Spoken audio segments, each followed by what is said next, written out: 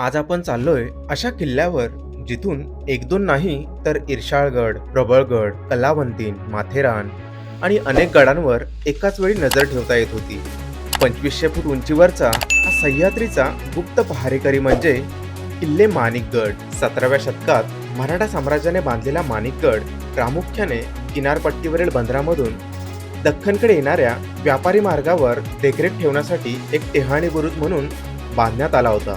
हा किल्ला उंबरखिंडमधून जाणाऱ्या प्राचीन व्यापारी मार्गावरील एक महत्त्वाचा पहारेकरी होता आणि नंतर 19व्या शतकात ब्रिटिशांनी तो ताब्यात घेतला. चला तर मग आज भटकंती करूया या ऐतिहासिक माणिकगडाची. नमस्कार मंडळी, कशा आहात सगळे? मस्त मजेत ना? मी अमित पवार आज पुन्हा आलोय सह्याद्रीमध्ये भटकंतीसाठी. आजची आपली भटकंती असणार आहे हे रायगड जिल्ह्यामधील पनवेलजवळ एक ऐतिहासिक गिरिदुर्ग आहे. तो म्हणजे माणिकगड. हो, आज आपण आलोय माणिकगडावरती भटकंतीसाठी. या व्लॉगमध्ये मी तुम्हाला या गडाची संपूर्ण माहिती देणार आहे. कुठेही जाऊ नका, हा व्हिडिओ संपूर्ण बघा, तुम्हाला नक्की आवडेल. वेळ न घालवता आपण सुरुवात करूया आपल्या भन्नाटाच्या भटकंतीची. चला तर मग. 9:52ची पनवेल ट्रेन पकडली आणि आता वाजले जवळपास 11 आणि इथे या पनवेल स्टेशनला येऊन पोचलेलो आहे. बघू इथे थांबले असेल बाकीचे ट्रेकर्स मंडळी. भेटूया त्यांना आणि नंतर मग टॅक्सीने पुढे माणिकगडाच्या दिशेने वाटचाल करूया. दाखवतो तुम्हाला. चला, पनवेल स्टेशनला आपली कॅब आलेली आहे. या कॅबने आपण जाणार आहोत माणिकगडच्या बेस विलेजपर्यंत. चलो बघा, ही आपली कॅब आहे.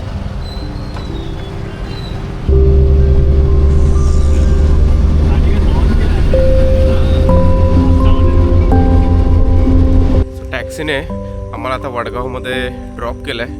आता इथून पुढे आम्ही निघालो आहे ते किल्ल्याच्या दिशेने.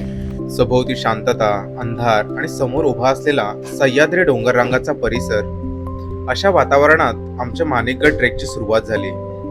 आवश्यक तयारी करून आम्ही पायवाट पकडली आणि माणिकगडाच्या दिशेने आमची वाटचाल सुरू झाली. जवळपास 1:15 वाजता आम्ही गड चढायला सुरुवात केली. आता हा बघा चंद्र कसा दिसतोय समोर आणि हे आपले ट्रेकर्स मंडळी सगळे गडाच्या दिशेने वाटचाल करत आहेत. साधारण 2 तासाची चढाई पूर्ण करून आम्ही गडाच्या अर्ध्या टप्प्यावर येऊन पोहोचलो. त्यामुळे इथेच 5 मिनिटाचा छोटासा ब्रेक घेतला. या विश्रांती दरम्यान प्रत्येकाने स्वतःची ओळख करून दिली आणि एकमेकांशी गप्पा मारत पुढच्या ट्रेकसाठी उत्साह वाढवला. थोडी ऊर्जा परत मिळाल्यावर आम्ही पुन्हा माणिकगडाच्या दिशेने वाटचाल सुरू केली. Bank balance 550. जेब में नहीं पूछा, बैंक में पूछा. बैंक बैलेंस बोल रहा. चलो, मैं कर्नाटका से हूँ. मैं अक्षय पुजारी, मैं अंधेरी से हूँ. मैं प्रणीता संजय पांडे, मैं गोरेगांव से हूँ. What are you doing? You have to मैं tell. विधि शेखावत हूँ. मैं राजस्थान से हूँ. डायरेक्ट राजस्थान से आई अभी. Hi, this is Aanchal from Mumbai. I'm Ramesh from Mumbai. Hi, this is Ashish from Borivali. Hi, Shakambari this and from Mumbai, Navi Mumbai. Okay. विजय कोतकर, ठाणे. प्रदीप चितोरे, विक्रोळी. प्रवीण कांबळे, ठाणे. काका. अरे काका, काका फ्रॉम दळवे जनार्दन दळवे, वडगाव. वय काय काका तुमचं? 74. बघा, हे आमचे गाईड आहेत. सॅल्यूट काका तुम्हाला. ऑलमोस्ट आपण 2 तास चालून वरती आलोय आणि आपल्याला वाटेमध्ये हे बजरंगबलीचं छोटं मंदिर दिसतं. हे बघा, बजरंगबलीचं दर्शन घेऊन आता आपण निघालोय परत गडाच्या दिशेने. हो, गडाकडे जाताना हा इथे माणिकगडाचा मॅप दिसतो. हा बघा. इथे तुम्हाला पूर्ण माहिती भेटेल की गडावर काय काय आहे, कोणत्या वास्तू आहेत. चला आता आपण जाऊया पुढे. आपण आता किल्ल्यावर ऑलमोस्ट येऊन पोहोचलो आहे आणि हे आपल्याला गडाचं पहिलं प्रवेशद्वार पाहायला मिळतं. या प्रवेशद्वारातूनच आता आपण किल्ल्यावर प्रवेश करणार आहे. चला तर. इथे पण किल्ल्याचा मॅप आपल्याला पाहायला मिळतो. 4:15 वाजलेत आणि गडावरती येऊन पोहोचलेलो आहे. तर आता इथे आपली ट्रेकर्स मंडळी हे टेंट लावतात. एक टेंट लावून ऑलमोस्ट रेडी झाला आहे. आता दुसरा टेंट लावतात. दोन्ही टेंट आता रेडी झालेत. आता थोडा वेळ आम्ही इथे रेस्ट करतो आणि मग सकाळी उठून पूर्ण आपण गड एक्सप्लोर करूया. चलो. आता तुम्हाला सांगतो आम्ही माणिकगडाच्या पायथ्याशी कसे पोहोचलो. माणिकगडच्या ट्रेकची सुरुवात ही रायगड जिल्ह्यातील वडगाव गावातून होते. पनवेल किंवा खोपोली या दोन्ही ठिकाणाहून इथे सहज पोहोचता येते. वडगाव हे पाताळगंगा MIDCच्या जवळ असल्यामुळे वाहतुकीचे अनेक पर्याय उपलब्ध आहेत. पनवेल स्टेशनवरून वडगाव गावासाठी टॅक्सी सहज उपलब्ध होतात. माणिकगडाच्या पायथ्याशी असलेले वडगाव हे पनवेल स्टेशनपासून साधारण 20 किलोमीटर अंतरावर आहे. पनवेल स्टेशनपासून साधारण 1 तास लागतो ते वडगाव या गावामध्ये पोहोचण्यासाठी.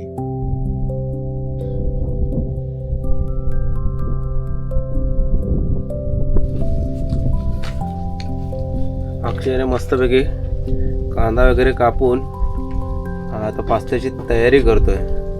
सो ब्रेकफास्टसाठी मस्तपैकी तो पास्ता बनवणार आहे. त्या साईडला चूल पेटवले. Lemon tea, morning fresh. त्याला मस्तपैकी चहा झालेली आहे. Lemon tea. कलर दे उसको. कलर पे पैसा डेलीट करना पड़ेगा इसको. भाई कॉन्ट्रैक्ट देना पड़ेगा. अच्छा है ना. पी के तो देख, देखो पीने के लिए तू लगा दे जा रहा है. टेस्ट दिखा ना, शक्कर कैसा है, वो कैसा है, नींबू कैसा है. चाय बनवले मस्तपैकी लेमन टी. आपण पण टेस्ट करूया. टेस्ट नाही प्यायचीच आहे. हा, एक नंबर चहा झाल्या. अक्षय, एक नंबर आहे. थँक्यू. सकाळी 6 वाजलेत. मस्तपैकी चहा रेडी आहे, लेमन टी. आणि माझ्या मागे हे वेदर बघाल. ऑसम वेदर आहे, ऑसम. पास्ता रेडी आहे यार. बापरे बाप, एक नंबर पास्ता बनवलेला आहे. तू बेकिंग में नहीं आया. अरे आज मास्टर शेफ था अक्षय. एक नंबर. ले ले तू ही खा. सगळेजण मस्तपैकी पास्त्यावर तावा मारतात. कसा आलाय चेतन?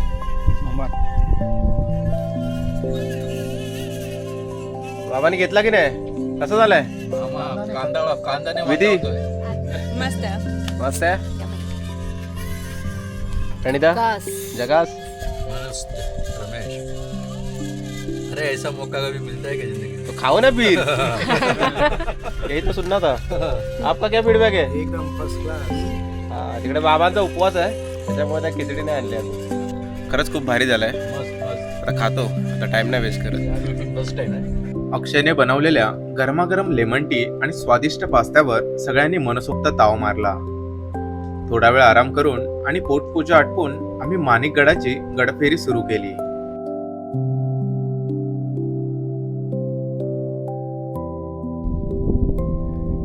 इथेच आहे हे गडाचं मुख्य प्रवेशद्वार. इथूनच आतमध्ये आपण प्रवेश केला होता आणि इथल्या या पायवाटेने आपण गडावरती आलो. सो येता येता आपल्याला तिथे 2 पाण्याची टाकी पाहायला मिळतात. पहिल्या प्रवेशद्वारातून पुढे आल्यानंतर आपल्याला ही अशी पायवाट गडाच्या दिशेने घेऊन येते. सो ह्याच पायवाटेने आपण वरती आल्यानंतर हा इथे भगवा ध्वज दिसतो. ह्या भगव्या झेंड्यापासूनच आपण आता गडमाथा फिरायला सुरुवात करूया. चला. माणिकगडावरील सूर्योदयाचा अनुभव अविस्मरणीय होता. क्षितिजावरून हळूहळू उगवणारा सूर्य आणि त्याच्या सोनेरी किरणांनी उजळलेला सह्याद्रीचा परिसर पाहताना सगळा थकवा क्षणात दूर झाला. गडमाथा बघाल तर पूर्ण नीट अँड क्लीन आहे. सो इथे स्वच्छता ठेवलेली आहे. सो तुम्ही पण इथे गडावर येत असाल तर इथे कोणत्याही प्रकारचा कचरा होणार नाही याची काळजी प्रत्येकाने घेतली पाहिजे.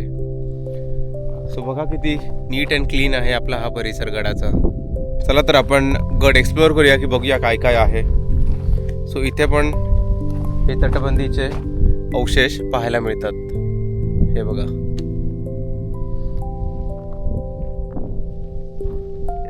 इथे तुम्ही बघू शकता हे तटबंदीचे हे दगड आहेत, ते ढासळून खाली गेलेले आहेत. किल्ल्यावर आल्यानंतर या भगव्या झेंड्यापासून थोडंसं पुढे आल्यानंतर इथे आपल्याला पहिलाच दिसतो तो चुन्याचा घाणा. हा बघा, इथे असा बोर्ड पण लावलेला आहे, चुन्याचा घाणा. चुन्याचा घाणा हे मध्ययुगीन काळात गडकिल्ले आणि भव्य वास्तूंच्या बांधकामासाठी चुना तयार करण्याचे व दळण्याचे एक ऐतिहासिक साधन होते. सिमेंटचा शोध लागण्यापूर्वी दगडी बांधकामात मजबूती आणण्यासाठी याच घाण्याचा वापर केला जात असे. चुन्याचा घाणा आपण आता बघितलेला आहे, तो बघून आता आपण पुढे जाऊया गडावरती, बघू पुढे काय काय आहे. सो पुढे जाता जाता इथूनच सह्याद्रीचं खूप भारी दर्शन होतं. सो इथे समोरच बघाल तर इथे आता माहिती नाही व्हिडिओमध्ये किती क्लिअर दिसतो, पण तुम्हाला दाखवतो. तिथे हा कर्नाळा किल्ला दिसतो आपल्याला. जसं की आपण आता बघितला तो कर्नाळा किल्ला, आणि त्याच्या जो खालच्या बाजूला इथे एक डॅम पण पाहायला मिळतो.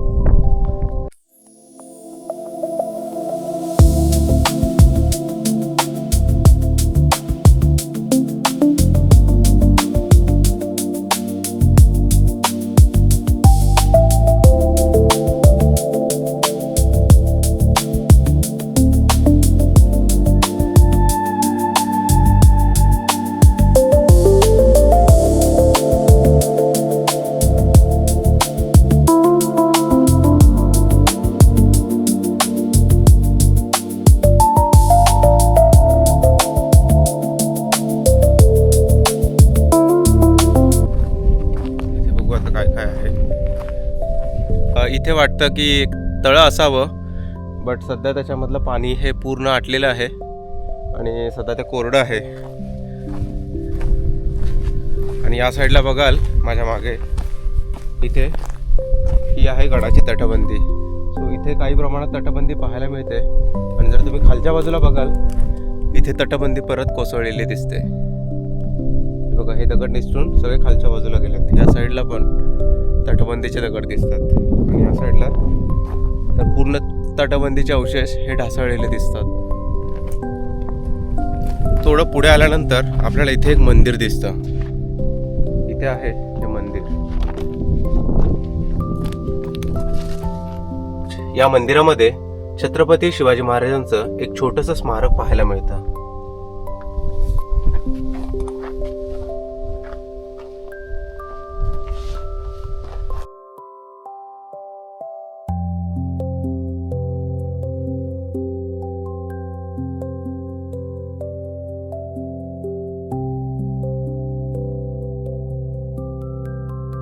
याच मंदिराच्या बाजूला इथे काही आपल्याला वाड्यांचे अवशेष पाहायला मिळतात, आणि त्याच्या शेजारीच इथे हे अजून एक प्रवेशद्वार पाहायला मिळतं. इथे बोर्ड देखील लावलेला आहे की प्रवेशद्वार म्हणून. सो इथे आहे हे प्रवेशद्वार.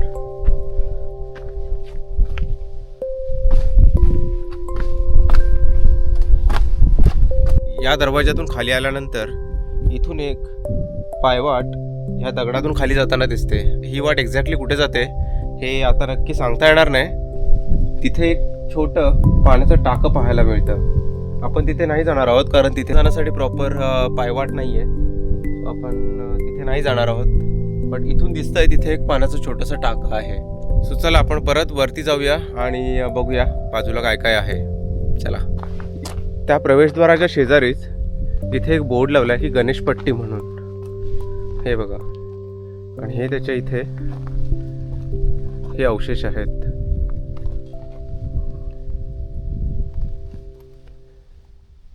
आणि याच्या शेजारीच आपल्याला अजून एक प्रवेशद्वार पाहायला मिळतं. या दुसऱ्या प्रवेशद्वाराची ही कमानी बघू शकता.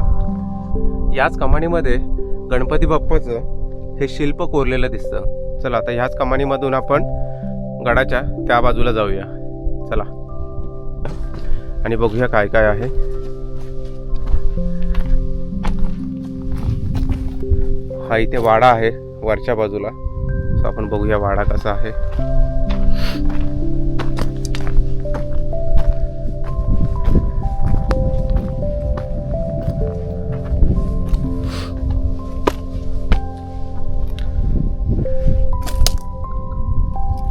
वाड्यांचे काय काय अवशेष हे पडलेले आहेत.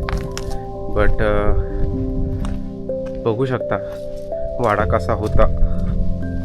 गडफेरी दरम्यान आम्ही माणिकगडावरील प्रशस्त वाड्यांचे अवशेष पाहिले. आज हा वाडा पडझड झालेल्या अवस्थेत उभा असला तरी त्याच्या भिंती आणि उरलेल्या रचना एकेकाळच्या वैभवाची कथा सांगतात. याच परिसरात प्राचीन काळात स्नानासाठी वापरली जाणारी दगडी शिल्पे आणि वास्तूंचे अवशेष आजही पाहायला मिळतात. काळाच्या ओघात बरेच काही नष्ट झालेले असले तरी इतिहासाच्या या खुणा आजही इथे जपल्या गेल्या आहेत.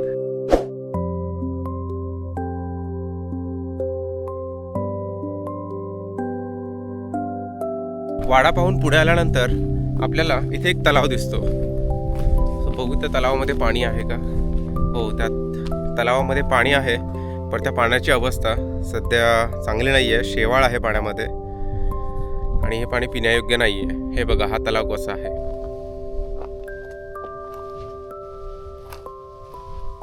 या तलावाच्या शेजारीच इथे एक बोर्ड देखील लावलेला आहे, तलाव म्हणून. आणि या तलावाच्या शेजारीच अजून एक पाण्याचं टाकं पाहायला मिळतं. या टाकीतील पाणी हे पिण्यायोग्य नाही आहे. सो त्यातील पाणी देखील दूषित आहे, हे बघू शकता. बघा, आता आपण जो वाडा बघितला तो इथे होता आणि वाड्याच्या अगदी बाजूलाच हा तलाव आहे आणि तलावाच्या शेजारी हे पाण्याचा टाका आहे. तलावापासून थोडं पुढे आल्यानंतर इथे देखील काही वाड्याचे अवशेष पाहायला मिळतात. हे बघा, हा इथे असा चौतरा दिसतोय. इथे पण काहीतरी प्राचीन काळामध्ये वास्तू असावी असा अंदाज आहे. तलावापासून पुढे आल्यानंतर आता आपण माणिकगडाच्या एका दुसऱ्या टोकावर आहोत. जिथून आपण गडाच्या आतमध्ये प्रवेश केला होता ते एक टोक आणि हे आता आपण आलोय हे गडाचं दुसरं टोक आहे. सो इथे तुम्ही बघू शकता, इथे भगवा ध्वज लावलेला आहे. सो आता इथून आपण बघत बघत पुन्हा आपण जिथे सुरुवात केली होती तिथे जाऊया. सो हा बघू शकता, हा माझ्या मागे आहे हा भगवा ध्वज आणि इथेच त्याच्या समोरच एक वास्तू आहे, ती बघूया आता आपण.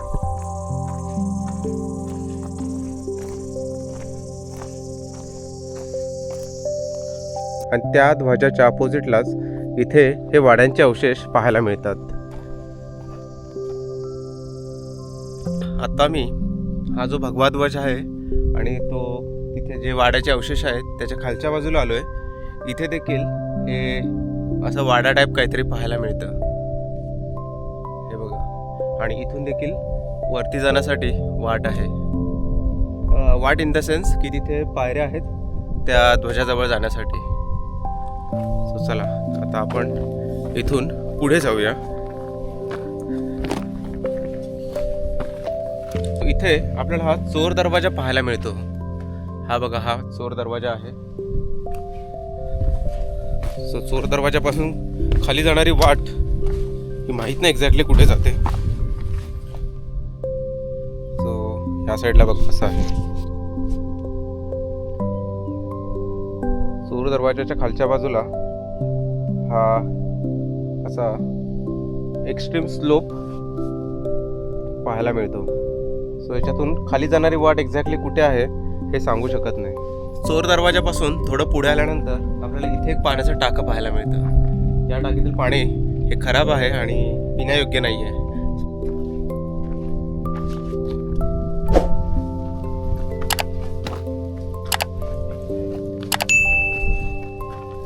आणि पाण्याच्या टाकीपासून वरती आल्यानंतर इथे शंकर महादेवाची पिंड पाहायला मिळते. आणि इथे हे दगडामध्ये बजरंगबलीचं शिल्प दिसतं. त्याच्या समोरच इथे हा नंदी आहे.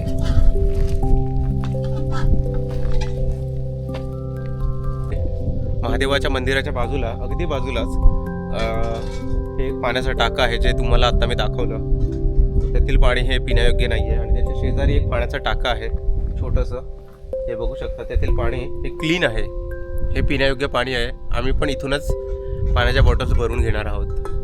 आणि याच्या शेजारीच अजून 2 पाण्याची टाकं आहेत. ही मोठी पाण्याची टाकं आहेत. सो त्यातील पाणी बघा हे देखील दूषित आहे, शेवाळ आहे पाण्यामध्ये आणि हे पाणी पिण्यायोग्य नाही आहे. हे बघा, या बाजूला हे अजून एक पाण्याचं टाकं आहे. टोटल 1 2 3 4 पाण्याची टाकं ही महादेवाच्या मंदिराच्या शेजारी आहेत. त्याची फेरी ही ऑलमोस्ट कंप्लीट झालेली आहे, कारण आपण सुरुवात केली होती ते मेन प्रवेशद्वाराजवळून आणि तिथून आपण तटबंदीपासून सुरुवात करत करत करत तलाव, त्याच्यानंतर तो एंडिंगचा भगवा ध्वज पाहून, त्याच्यानंतर चोर दरवाजा आणि खाली महादेवाचं मंदिर, ती पाण्याची टाकं बघून आता आपण पुन्हा जिथे आपला टेंट आहे तिथे आपण चाललो आहोत. सो बघा, त्या अशा पायऱ्या आहेत इथून वरती जायला. इथून दिसणारा सह्याद्रीचा नजारा अप्रतिम आहे, अप्रतिम. बघू शकताय बघा.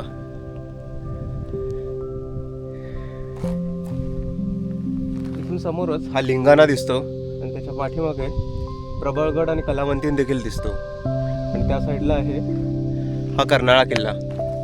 रात्री अंधार असल्यामुळे इथे प्रॉपर तुम्हाला काय दाखवता येत नव्हतं. सो हे बघा, इथे आम्ही 2 टेंट लावले होते. इथे आम्ही 1-1.5 तास रेस्ट केली आणि सकाळी उठून नंतर फ्रेश होऊन ब्रेकफास्ट केला, चहा पिला आणि त्याच्यानंतर आता ही गडमाथ्याची फेरी आहे ही कंप्लीट केली आणि गड हा पूर्ण एक्सप्लोर केला आम्ही.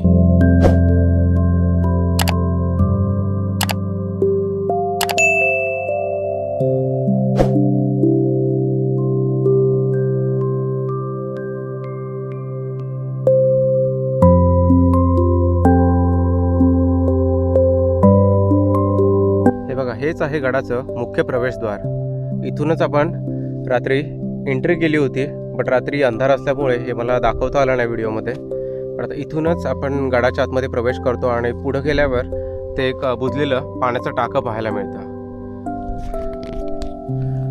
सो कसं आहे गडाचं मुख्य प्रवेशद्वार. याच्यानंतर गडावर अजून 2 प्रवेशद्वार आहेत, सो ते पण मी तुम्हाला व्हिडिओमध्ये दाखवले. सो गडाच्या प्रवेशद्वारामधून आत आल्यानंतर हे पाण्याचं बुजलेलं टाकं पाहायला मिळतं आणि जर तुम्ही इथे वरती बघाल, गडाची ढासळलेली तटबंदी आणि तो बुरुज इथून क्लिअर दिसतो.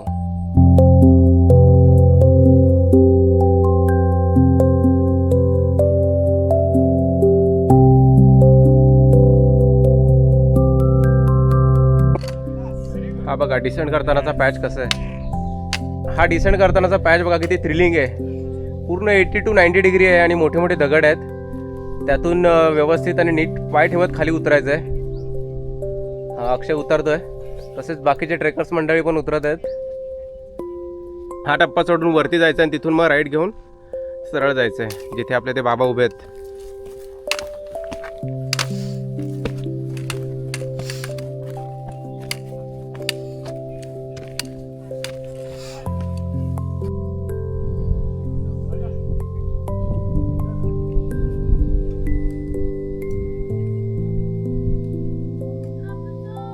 तर मंडळी, अशा प्रकारे आपली माणिकगडाची भटकंती ही कंप्लीट झालेली आहे. सो कसा वाटला तुम्हाला हा व्लॉग आवडला असेल तर नक्की लाईक करा, कमेंट करा, शेअर करा आणि हो, जर तुम्ही अजूनही आपल्या चॅनलला सबस्क्राईब केलं नसेल तर आत्ताच करून घ्या, जेणेकरून आपल्या नवीन व्हिडिओचं नोटिफिकेशन तुम्हाला येईल. सो चला तर मग पुन्हा भेटूया अशाच एका नवीन भटकंतीच्या व्हिडिओमध्ये. तोपर्यंत बाय बाय आणि जय शिवराय. वडगाव गावामध्ये आल्यानंतर आपल्याला लागतं पहिलं बजरंगबलीचं मंदिर.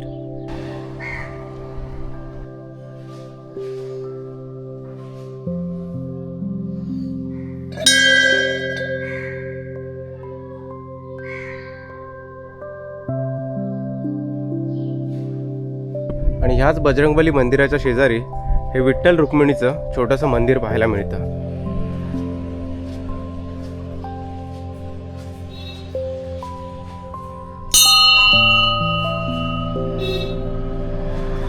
तुम्ही जेव्हा पण इथे याल तेव्हा या 2 मंदिराला नक्की व्हिजिट द्या. खूप सुंदर आहेत.